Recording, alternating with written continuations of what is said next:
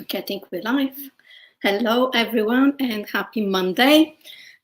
Start of another week. How many weeks are we in now? In quarantine, I think. I'm 4. What are you, Lucy? Oh gosh, well, I'm always in quarantine actually. Yeah, like what everyone's kind of normal is. I guess that's not mine. I guess I don't know. I spend a lot of time working on my own. My team are in another country, so this to me is the normal. So I've week 1 million and something. Okay, good. So let me introduce you because I took you off, surprised you by this question. But so I'm here today with Lucy Blackley from Bombyx PLM. Did I pronounce it correctly? Bombyx PLM, yeah. Bombyx, yeah. And we are going to talk about how the importance of how fashion brands can grow and operate just like big brands in the industry. It is possible through the help of technology. And to begin with, I'll let Lucy introduce herself and tell us what she's doing now. So, yeah, my name is Lucy Blackley, and I am the director and founder of Bombyx PLM. Bombyx PLM is a product lifecycle management software solution, which is aimed at product development and manufacturing. So what's your journey? How did you get to developing software? Where did you start? Well, Bombyx, the name, always had it's always been there since 2012. I knew I wanted to do something with it. I've always been interested in engineering, and I started my career as a garment technologist in the fashion industry, kind of working through to a product development role and then a leadership role where I was kind of heading up product development for a menswear team. And through that, I've just kind of seen that, like we've discussed in the past, how actually we're not very modern as an industry, and I wanted to kind of streamline some processes and actually bring a software forward that was built for product development and actual, product design people. Yeah, that's amazing. But so what's your experience? Did you come through the design side or did you work on the supply side? What was your experience that kind of gave you the light bulb that this industry needs a shakeup? So yeah, whilst I was like a garment technologist, I did originally work for an own brand that had its own factory, and that was my very first job. And that was kind of, so in a sense it was the supplier side because I was dealing with a lot more of the factory stuff. And then I moved to London and worked as a supplier to the high street. Mm-hmm. And then kind of worked from that, flipped it and went on to be part of a brand, which I think it's super useful to have your knowledge from the supply base and kind of bring that into a brand sphere. I think it's really useful to kind of guide and inform brands of that side of things. What would you say was the biggest difference between working for the supplier on the supplier side and then when you move to a brand? I think as a brand, you're not answering to people. I think as a supplier, you're kind of bringing solutions to people and saying, okay, we can see what you want, but actually, in order to do that, this is what we need to do. So I think you have a lot more technical information to give as a supplier. And then from the brand side, I think it's like, I came into a place where people didn't have a lot of the technical information. They were more from designing for brands previously. So it really helped for me to be able to guide people and say, okay, this is actually how it would work and actually support the manufacturers. Because I think that's a key role is to actually support manufacturing and the supply side of things, and knowing their struggles, I think really helped us connect with the brand and the supply relationship. Yeah. Did you learn the majority of what you know about manufacturing from working so closely with the manufacturers? So yes, definitely. You learn a lot about what can and can't be done within certain costing and budget restraints. I definitely learn a lot about everything I know is through supplier, really. I've always been more interested in the manufacturing side of things. So yeah, definitely. It somehow seems more real, right? And it's like really problem solving and yeah, I think so. I think that's the main part, isn't it? Like I think if you're into problem solving and stuff like that, I think definitely go towards the supplier side of things. Yeah. But even if you're creating your own brand and your own business, definitely educate yourself on those technical sides. I think it helps people massively when they're going into these things and people know exactly, when the supplier brings a question to them, they kind of know how to respond to it. So I think learning that side is super important for longevity. Oh, we have a manufacturer watching us who says great. So Okay, good. Yes, brilliant. That's amazing. So then what did you do? So from the supplier, you jumped off and you went to work for a brand in Berlin, wasn't it? Yes, so I went to work for a brand in Berlin, massive online retailer. And from there, kind of just, I took it like I was quite experienced, and I moved there and kind of took on a leadership role. And it was great to kind of shape a team and, provide insight to people that were, there was a mixed bag in terms of assistants, juniors, fully fledged garment technologists and product developers, and also, some people that were more senior, and to kind of go in there and kind of, educate and inform people of, what goes on behind the scenes as a supply, on the supplier side. So yeah, I kind of that's where I finished before I started Bombyx PLM. But I started. Sorry, is that what gave you the idea to kind of move online, that experience? Kind of, yeah. I mean, it was very fresh. It was still in its very startup feel. And I think it kind of, it encouraged me. There was a lot going on digitally, all these systems and stuff. And, with any company, like when you've got too many platforms, it gets really confusing. And sometimes it doesn't actually help you to have all these different softwares for doing different things. A lot of the time you can be spent just doing the processes of these softwares. So I thought, how can I kind of make this simple and streamlined for people that have got a lot of experience, but also people that have got next to no experience, to make the transition to go digital easy for everybody. So that's what I kind of wanted to do. So from that brand to kind of setting up my own software company, I just saw, but not just, on my last job, but through my whole career, how complicated it was to develop a product and how the systems available to us weren't always built by people in the product design industry, but it felt a lot of it was done through just, web developers, and it wasn't close enough to the truth of what manufacturing a product is. Yeah, so you and I shared the experience of building a software, except yours launched and mine didn't. But that process is quite something, right? I mean, I remember when I first was working on our software, decanting my brain onto paper. I thought I had done a really good job, and then I was talking to developers, and they were like, well, what happens between here and here? I was like, well, I pick up the phone. Right? Yeah. So you realize how manual the entire process is, and how really there isn't anything in terms of idea to finished product with the entire manufacturing process being automated.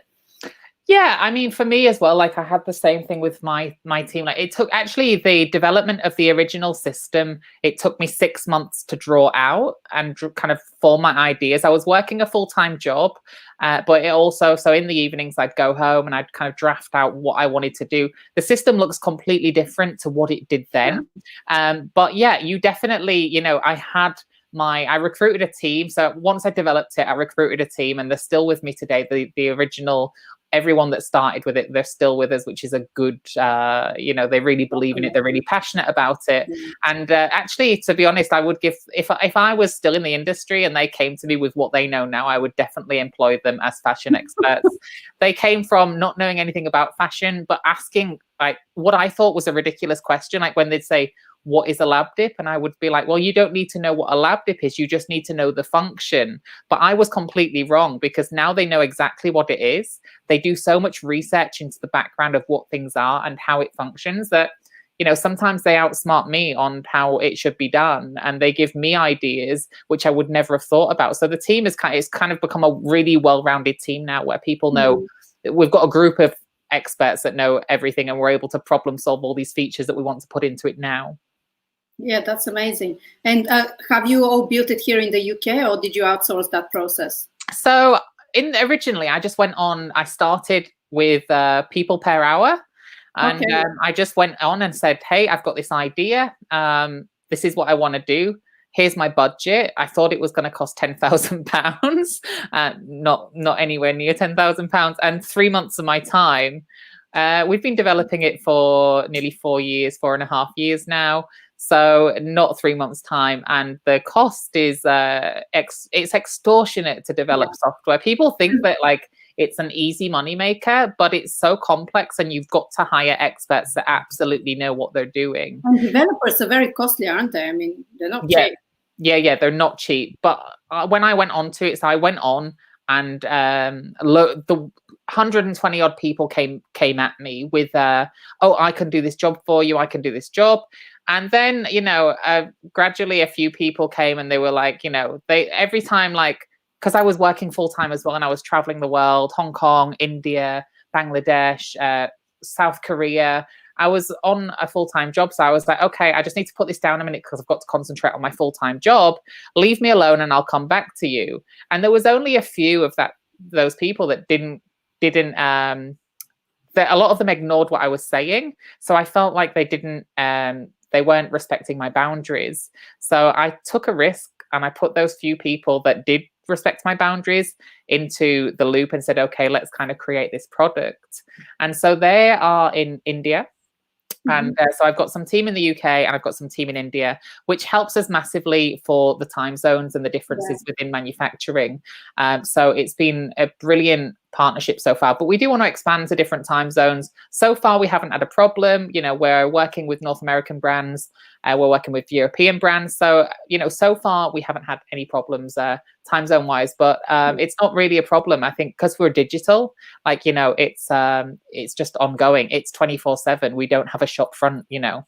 Yeah. So let me, before we delve into what's Bombyx, what it actually is, I'm curious, if you had your savings and you decided to, you know, invest them into a business of your own, why this? I mean, wouldn't it have been safer to like launch your own brand, given how much you knew about the industry already, your garment tech, etc.?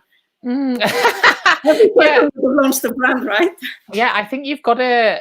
I don't know. I don't know. It just all fell into place. I don't know. Like, you've got to. I think I just kind of got to a point where I could do it with my eyes closed, and I wanted a new challenge. And I had this money, like this £10,000, to kind of put deposit towards a house or something. And I thought, you know what? Actually, I'm starting to lose a little bit of passion within my industry.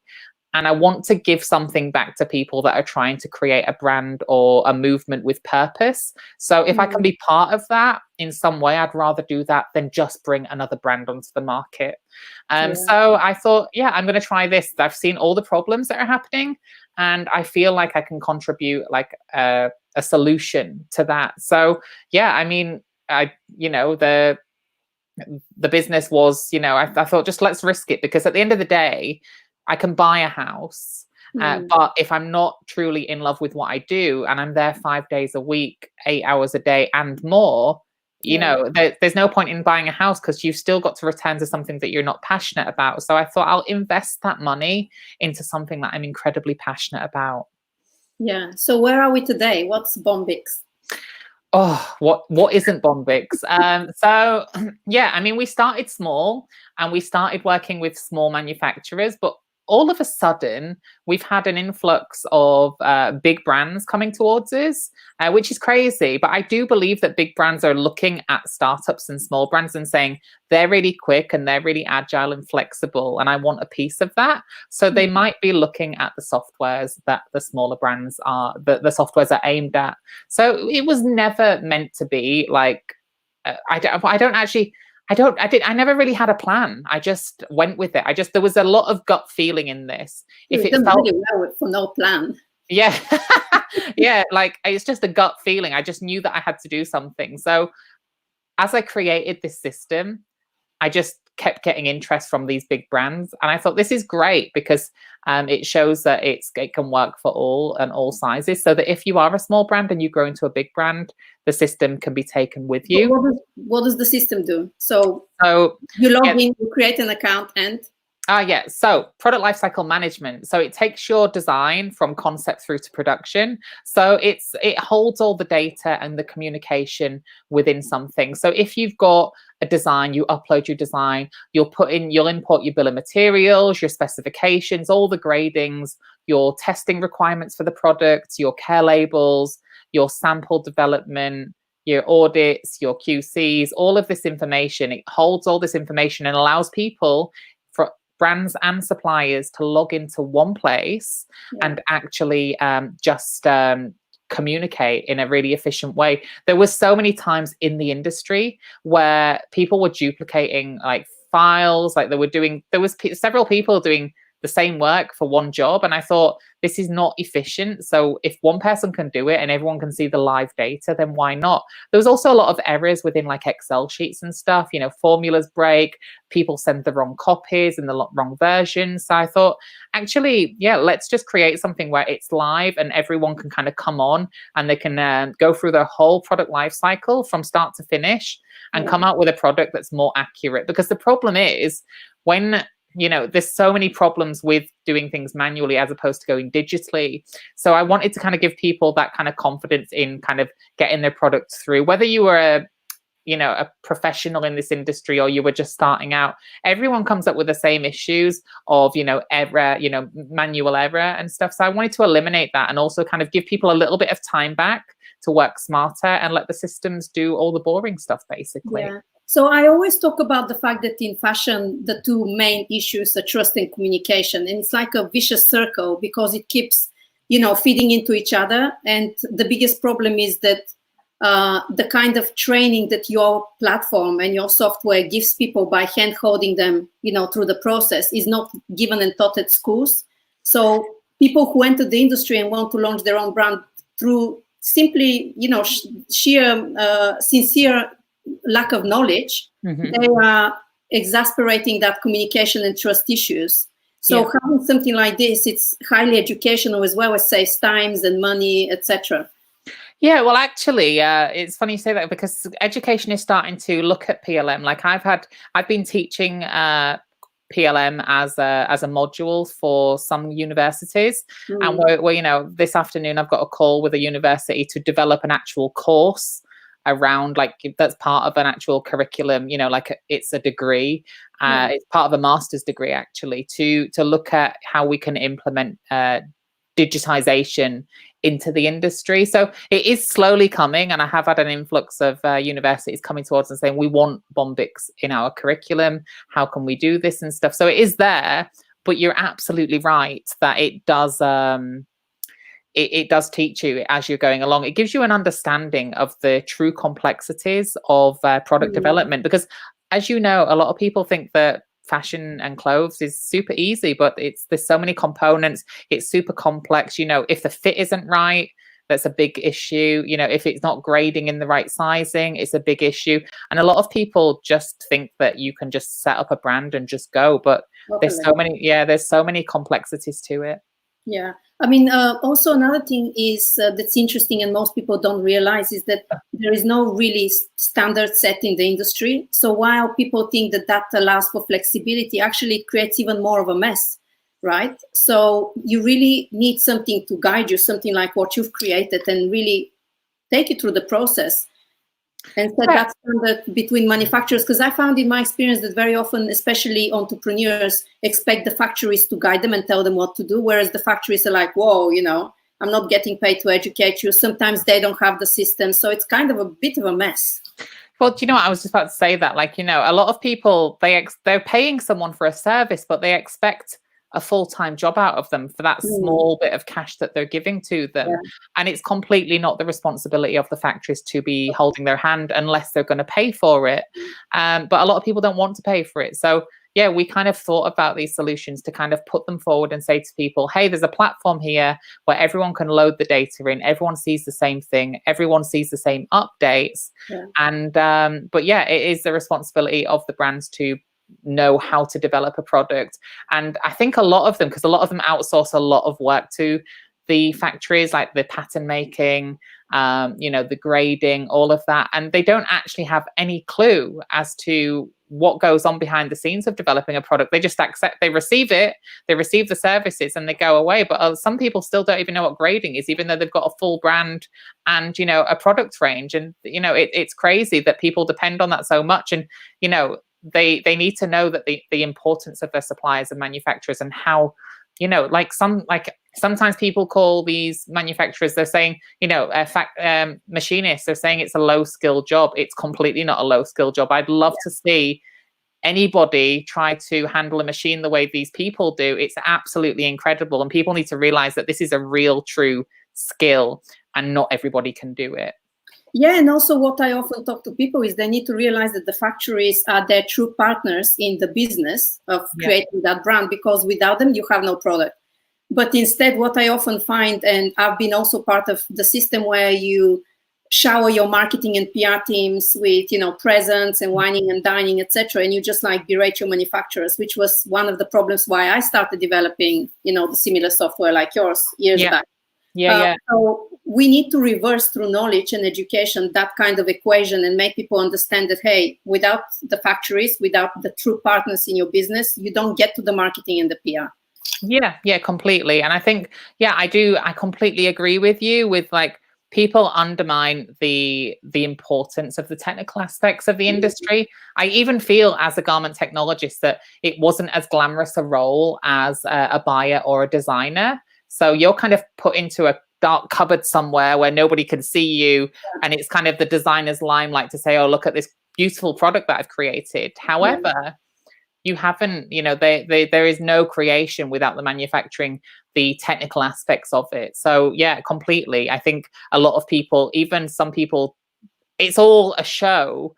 Like it's all like a front end to say, look how fabulous we are and stuff. But actually there's so much that goes on behind the scenes that nobody understands. I think for many years, my mum thought that I was a fashion designer because nobody knew what a garment technologist was because it's not exposed to the mainstream, And I'm working now with a big pharmaceutical company on a project.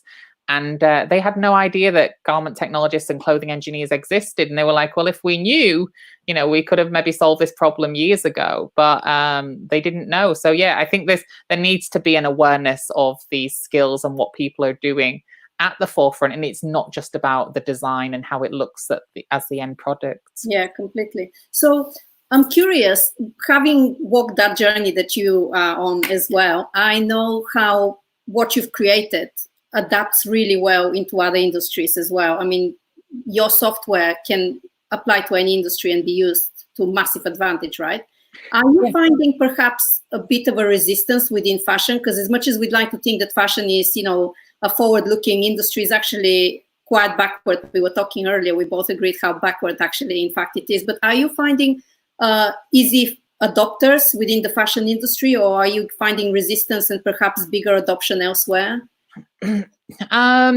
So it's definitely not easy in fashion. Like when you put it in front of them and explain what you've got, and they go, oh my goodness, I need this, But a lot of people, I think some people don't actually know it exists. They just depend on Excel and stuff. But I have seen that other industries are coming forward, including construction, which are like, we want to show people of our industry what other industries are doing to kind of make it more modern and find better ways of doing things. Yeah. And sometimes you're right. Sometimes I wish the fashion industry saw things in that way. But yeah, a lot of people don't actually know what's available to them. They just kind of stick with their Excel and their email and they go with that. But we've been doing that since the 80s, so it's bizarre to me that we don't streamline because, as you said, we're very modern on the external, on the outside. But inside, some factories in some countries are still drafting patterns with a pen and they're marking their lay plans with a different size range of pattern pieces and fitting them onto a big piece of paper. It's absolutely crazy how inefficient that we are sometimes. And we need to look at, what we're doing now with this, with COVID-19. We need to see this as an opportunity to actually pivot our current practices. So when we come out of this, we actually come back stronger and we say, okay, this has been working for so long, but actually, how can we do this better? And how can we work smarter? Yeah, completely. I mean, I think if anything, it's really this period of time is forcing people to everything they've resisted to embrace it, right? Because in fashion, you have to be in the studio, you have to be in the office. There's the idea of working remotely is like not really acceptable in that industry, whereas now they're learning that it can be done. You don't have to schlep and see a show or ask designers to schlep to show you their collection. It can be done online. There's so much that can be done online. Wow. It completely can. I mean, my last job in Berlin before I kind of started this business, we had the opportunity to work from home. So we got the chance to, and it was great. And I think, I don't know, I do think like North America in terms of digital transformation is a lot more at the forefront than the UK. And I also think Europe is a little bit further ahead of the UK. I do think the UK, I don't know whether it's because we kind of lost a mass amount of our industry to globalization and offshoring, but I feel like the brands that we've currently got in the UK that are manufacturing, it's like they don't know about the options of softwares and digital transformation, which is bizarre to me that they don't know, because they could be saving themselves many hours a year through automation or semi-automation. Yeah, I mean, I think that's a huge topic, because I think that the manufacturing industry is really underinvested and overlooked in this country. But that's like a whole other topic. But it's interesting that at a startup level, nothing really much exists for designers or factories. And then when you go to the top, the high streets, you have the massive giants like, I can't remember the name now of the German company, SAP. I remember in my last company, we were adopting it at an excruciating cost. So there's nothing really in between. So what you've created is this perfect bridge, right? Yeah, I mean, my idea was to be affordable. Well, we say it's going to be simple, affordable, and scalable. The idea that it needs to be simple, I feel a lot of these systems, they're built, I think they're over intellectualized. So they have to look techie and they have to look intellectual, because fashion isn't intellectual to many people, but actually it's an incredibly intellectual area. It's there's a science to it, there's maths to it, there's chemistry to it, there's everything that you could possibly think of. So for me, having a system with a beautiful user interface and simplicity is key, because actually we're busy enough. We don't need a rocket science degree in discovering these systems and working them out, because we're busy enough as it is. So if we can create things simple that everybody understands at every level, we're going to go a lot further in terms of working collaboratively. And also, like you said, I do know that, a lot of these systems are unaffordable to many people, and which is why that people don't use them or don't think that there's anything for them. So when we did create Bombyx, I wanted to create something that everybody could afford, so that nobody was left out, because I'm very much a part of inclusivity. I think everyone should have access to these tools, because it levels the playing field. The industry is already highly competitive enough. If we can level the playing field and give everyone a chance, it really will be, a survival of the fittest. And actually, who's got the great product and who's got the great brands that really come through. Because, I don't really shop that much, in terms of like buying clothes and stuff. I've got clothes that last me. I've had them in my wardrobe for 10 years and I'm still wearing them. But, I did notice when I used to walk into shops, if I go into one high street store and I go into another, they've literally directly copied off each other's products. And they're ahead of the game because they're a bigger company and they can scale faster and stuff. And I think it leaves a lot of the creativity out, which a lot of small brands are investing in more. So I kind of wanted to kind of bring it back and say to these creatives, there is a solution for you. It's affordable and it's available to you. Yeah, that's amazing. But how would you, just out of curiosity, working with a lot of startups, I know their mindset is a little bit set on the wrong setting, as in terms of, if they have a limited budget, they rather spend it on what I consider vanity as opposed to necessity, which I would say you're a necessity, because it would ultimately, in the long term, save them time and money and free them up to do what they love, which is creating. So how would you persuade a startup to, to buy into your software and see it as a necessity at those early stages? What are the kind of objections that you sort of overcome when you discuss? I think a lot of startups are built by people that are not in the fashion industry, and they don't realize until they might outsource a designer or something. And then the designer's like, they bring ideas to them and say, okay, we need this. And then, so what I've been doing is with the brands that have got no fashion education is getting them together with the designers or their outsourced partners and bringing them onto the system to give them a full demonstration together, so that they can see the importance. Because when they hear how important it is to someone that's actually working within the industry, they start to respond a lot more positively towards that kind of thing, and they see the importance in it.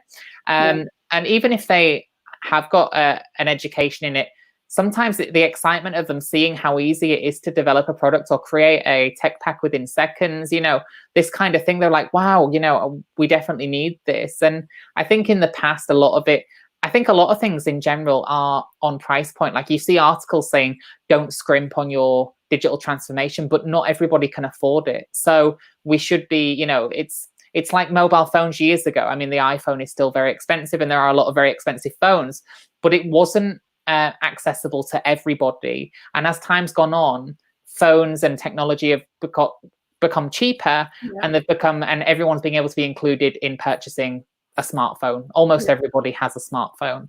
And I think it's the same for any form of technology. PLM has been around for many, many years, since the 80s, but it doesn't seem to be getting cheaper. It seems to be getting more expensive. And I feel like it should be getting cheaper and becoming more accessible. And so this is kind of what we did. We thought, okay, we're going to start it. We're going to, we start at £100 per person per month. We're probably one of the cheaper ones on the market. There are other products out there that aren't necessarily PLM, but PLM, it's not just about creating a tech pack. It's about the communication. It's about the critical paths. It's about the line plans, potentially purchase orders, negotiating prices. It's having all your life cycle within one platform. It's not just creating a tech pack. So, we try to keep it as affordable as possible. And, that includes, server usage and all of that. So we just try our hardest to kind of include everyone in this kind of, I want to call it a movement almost, to get people going digital. Yeah, I mean, if I think of the kind of mistakes that brands commit via the sheer ability to hold a conversation over so many different platforms and not documented, like, they talk on the phone, make an agreement, it's not documented, then they WhatsApp, right? Yeah. The amount that cost them in mistakes, ultimately, your software is like a massive saving. Yeah, completely. I mean, you make sure that you record everything on the software. You can negotiate your prices. It'll show you the prices that were rejected, the prices that were approved. It shows all the approvals within there. And, time is money. And if you have to keep hopping hours through emails and WhatsApp and who said what and Skype and Zoom and whatever resources you've got to try and find the answer to something because you've just off the cuffs agreed to something or disagreed with something, you're wasting your time, which you could be spending on actually innovating either your product or your business model or whatever it is that you want to improve on. Yeah, that's amazing. So if someone, let me slightly move the conversation in a different direction. If someone had an idea similar like you for a pain that they see in the industry, what would you advise them? Where would you advise them to start to develop that idea? Draw it out. So there's so many softwares that are free or they're very inexpensive. I started with a product called Balsamic, which creates wireframes of websites and stuff. And I just drew out what I wanted. And I spent 6 months doing it. And it seems like a long time, but it's a big system. And it's even bigger now than when it was originally drawn. So I do think that people need to draw out their plans and then actually get industry professionals in. I had a lot of consultancy before I went to market. Even though I had the experience in the industry, I wanted to make sure that it worked for almost every single business model that I could think of. So I gathered consultants from within the industry that had worked across multiple business models to make sure it worked. And if it didn't work, go back to the drawing board, find a new solution on how I can make it available to all. Because if you just concentrate on one business model, like, when you're creating something like this, you're gonna cut off so many people because people get stuck in what they know and they just want to do it the way they've always done it, but a little bit smarter. So if you can provide them something which they can, they're familiar with, it really helps. Yeah. And then, I honestly believe that a lot of it is people, I don't know, I feel like people say, oh God, you've risked so much to get this off the ground, but I don't feel like I've risked anything, because what would have happened? I'd have just spent that money elsewhere, on a house, on whatever, and luckily now that, the business is up and running, we've got a team, we've got clients, I believe anything is possible. There's enough people and businesses on this planet to create almost anything. and have a business out of it. So I do believe that just taking that risk that people say and just going with it. So, I think sometimes your fear holds you back more than it needs to. Yeah. And everyone has it. Everyone has imposter syndrome to some extent. What if it's not good enough and this and that? But you've just got to push that aside and really just say, okay, I'm going to do this. I believe in it and I'm going to go with it. And, honestly, it works out if you trust your gut. And I think just going with it, even if you've got a small bit of cash, invest it smartly. And did you wait until your system was perfect to launch it, or did you launch like a basic version, test it out? And so before I started this, I was a bit of a perfectionist and I kept postponing the go live day. I kept saying it's not good enough yet. It's not good enough. It has to be put on hold. And then I got a few people involved in it. Like we've got, even before these people were in it, but we've got a board of directors now, which kind of helps us kind of make decisions quicker. But before that, I brought someone in just to view it and they were like, it's good enough. And I was like, but good enough isn't good enough. Yeah. And but it really was, because I was so invested in every aspect of the product. I saw it all day and all night that sometimes you can't see the forest for the trees. Yeah. And actually, when I started showing it to people in the industry, they were like, oh, I could use this now. Yeah. So, it took me we developed it for about 1.5 years before we launched it. Mm-hmm. It doesn't need to be 1.5 years necessarily. Maybe that was one of my failures. Also, I looked at parts of the system that weren't super important and I invested money into those, but they weren't really used as much as something else might be. So just being sure on how you're spending your money. Sometimes you think that something's really important because in your head, that's a really vital aspect of it. But just going out and saying, hey, what do you think of this? You'll learn so much from people and you realize that what you think is important actually isn't. So, I've made loads of mistakes on this. I've failed in some aspects, but it definitely pivots you towards doing the right thing. Just using these failures and these things, instead of looking at it and thinking, oh my goodness, I've done something incredibly wrong here, actually just looking at it and saying, actually, what I've got here, I've messed up, I've made a mistake, but I've got that for the future, or I can work on that, or I can improve that, and just look towards it, because you don't learn without failure. And it's inevitable for the success of your business. Yeah, in technology, there is this saying that you should fail faster, right? So the idea is to put out something when it's imperfect, test it, eliminate what doesn't work, improve, launch again. And for me, that was really kind of a valuable learning lesson when I was developing the software, because I feel like there's far too much emphasis on perfection in fashion and someone tinkering until it's perfect and then they launch it and it bombs, right? Yeah, absolutely. I think it is similar for software and technology.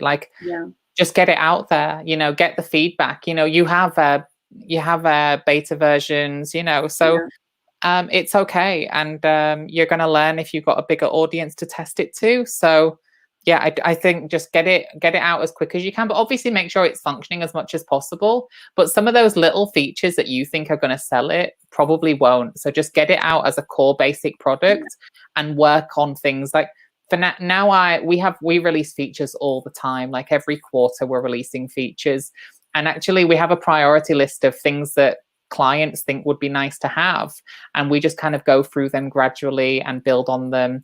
Some clients want custom features, some clients just want something quicker and are willing to pay for it to get it out sooner, so that we can either increase the team temporarily or put something at the forefront. Just speak to the people that are actually onboarded. They are your audience to know how to pivot or kind of take your product to the next level. Yeah, that's amazing. I just wish fashion brands would take that lesson, or and launch collections in the same way, because they don't have to launch, especially startups, with these massive, huge collections, right? Yeah, they don't have to do these massive collections. Actually, they don't have to have collections at all. They can, we are now part of something where people are buying stuff all the time. They're not waiting for the next seasonal drop, because people have different, some brands are seasonless, some brands have seasons. I think now you can just drop a product if it feels right at the right time. And I do feel that's where a lot of fast fashion brands are benefiting from. They're just dropping it in when it's ready. And the slower fashion, if I'm going to call it that to be the people that are opposite. You know, they're waiting until the release of the collection, but that time has already gone, and you know, they've missed the drop. You know, so you've got to kind of get it right and just get it out there, and you know, worry about it not aligning later on, because it actually could bring you new followers and new business if you just do it off the cuff sometimes. Yeah, exactly. Yeah. So what do you think is how do you think this special time we're living in is going to change the fashion industry, and where will you fit with your software in that new world that will emerge?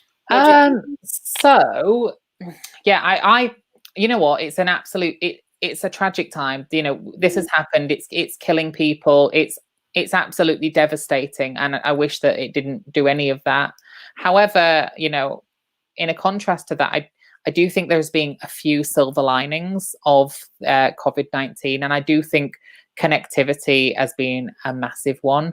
People are connecting in ways that they never really used before. Like, we had this technology for years and people took it for granted, and it was there and they never really used it. And now they're having to use it. They're realizing how beneficial it is. Yeah. And I think now, I think digital transformation is going to really come to the forefront of businesses for product design, development and manufacturing.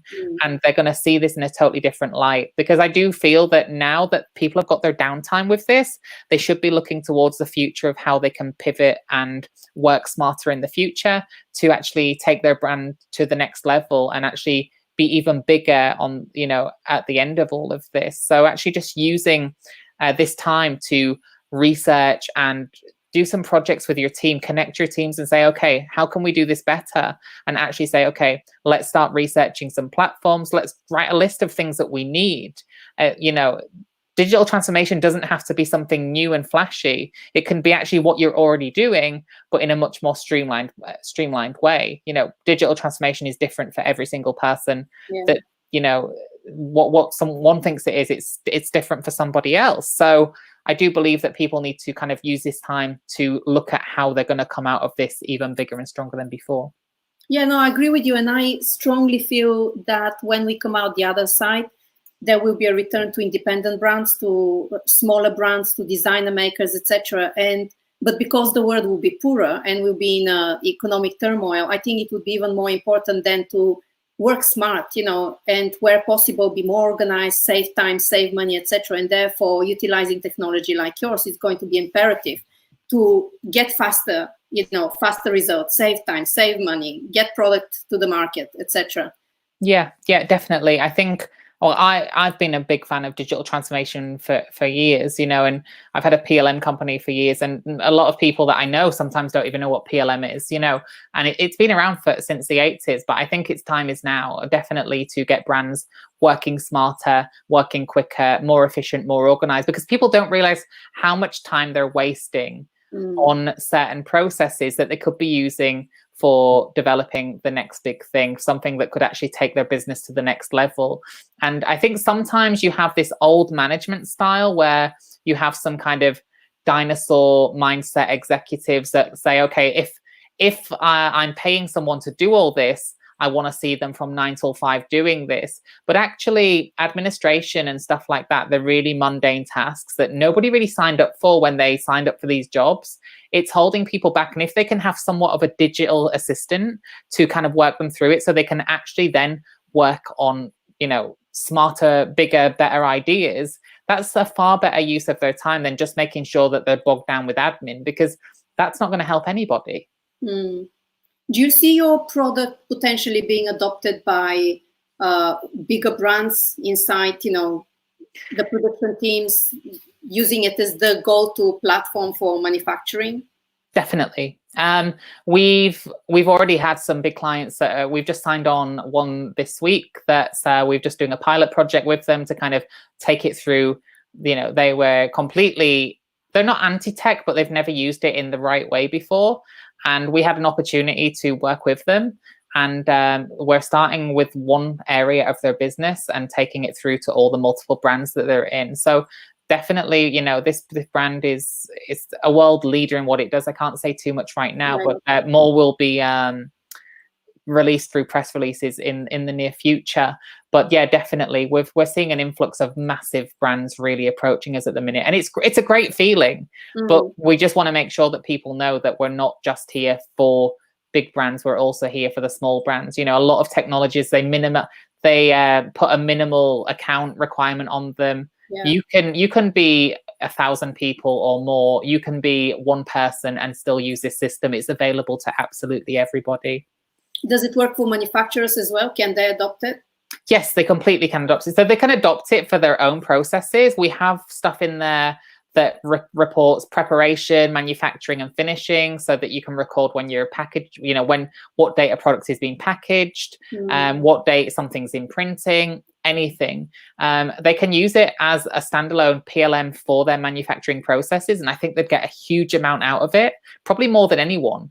And then you've got the brand side, and if a brand is using it, they can also integrate their suppliers, so that the suppliers can see what's going on and be able to also suggest changes to what's out there already, and then they can approve or reject it. And so it's pure collaboration. And manufacturers absolutely can use it. Because I feel that on the manufacturing side, some innovation is also lacking. I know of a few factories who have developed similar to yours, much more basic version, but they have paid someone to develop it just for them to use in their internal business. And so there's a few different systems going around, but there isn't one single solution that can also take on the designers. I think the problem with building your own system is that your business is likely to change, or the way you do things, or the way you buy things, it's likely to change. And the thing is, if your business is making, concentrate on making. If your business is selling, concentrate on selling. And I think that sometimes people creating their own systems, it's such a short-term thing, because things change so much that actually their system is outdated, and then they have to keep working in the same way, and it becomes a hindrance. So what we wanted to do is kind of keep it affordable to allow people to sign up and actually benefit from us working with the industry and how it changes and develops and evolves, and kind of, you know, applying those practices as it goes along to enable people to actually just do what they do best and develop fantastic products. Yeah, no, I agree. But I think that the reason they've done it comes from necessity, right? Because apart from the big, is it Siemens, SAP, etc., there isn't smaller, more adaptable and affordable programs that they can use. So completely, yeah. I mean, one of our clients in Canada, they had their own systems, or they were trying to build their own systems, but they didn't realize how much work was involved in it. So they eventually put it down and kind of came to us and said, okay, we need this. And we said, okay, yeah, we provide this already. So yeah, completely. It is about necessity, but I like it that people are thinking ahead and saying, okay, I need to keep organized, keep that mindset, but do know that there's systems and solutions out there for you that can actually aid you in that digital transformation to keep up with what you need. So as a small business yourself, how are you managing to get word of what you do? Because obviously right now your software can fall into the category of necessity, right? More people should know about you. What are your challenges, or how are you managing the whole marketing process? Well, we don't pay for any marketing. You know, I think with social media now, you don't necessarily need to pay for a lot of marketing anymore. You know, I on behalf of the company write articles regarding things that go out to you know, industry professionals that want to know about this. You know, but a lot of it is word of mouth. Like, you know, we've got as I said, this big client that's kind of just come on board. That was purely through, you know, just communicating and actually just sharing stories of frustrations of what works and doesn't work, you know. So there's not, you know, you're not far away from someone that's going through the same problems as you've had within your role. And I think actually just communicating and talking and harnessing the power of community to sell your product is super important these days. You know, we do very little to market it. We just keep up on social media and, you know, attend events. So not just, you know, we make sure that we're at speaking events and kind of getting the word out there. And so far it's working, and, you know, we're getting bigger each year as we go on. So it's, there's definitely a development in that. And I do believe that we are completely a necessity in the, you know, the shape of things to come.